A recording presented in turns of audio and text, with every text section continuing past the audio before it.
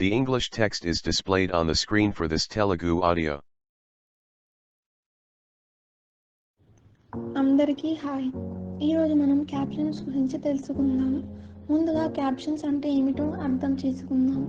మనం వీడియోని చూస్తున్నప్పుడు దాని డైలాగులు, టెక్స్టులు రూపంలో వచ్చే శబ్దాలను క్యాప్షన్స్ అంటారు. ఇవి తరచుగా వీడియో ఎగువన లేదా వీడియో దిగువన ఉంచబడతాయి.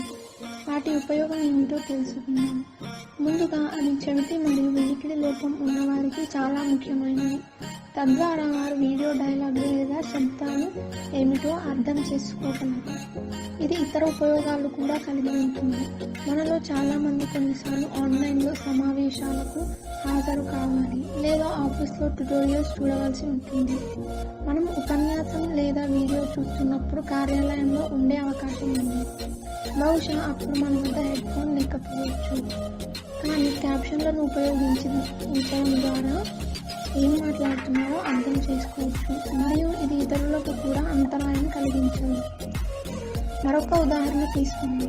బహుశా మనం చాలా ధ్వనించే ప్రదేశాల్లో ఉన్నప్పుడు వారు ఏం మాట్లాడుతున్నారో మనం వినలేము.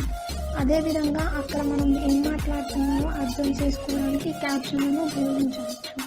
మనం ఫేస్బుక్ మరియు ఇన్స్టాగ్రామ్ ఉపయోగించినప్పుడు ఈ రెండు ప్లాట్ఫామ్ క్యాప్షన్ సాధనాలను అందిస్తున్నాయి. క్యాప్షన్ కోసం మనకు రెండు ఎంపికలు ఉన్నాయి. మనం స్వయంచాలకంగా రూపొందించిన క్యాప్షన్ల కోసం వెళ్ళవచ్చు.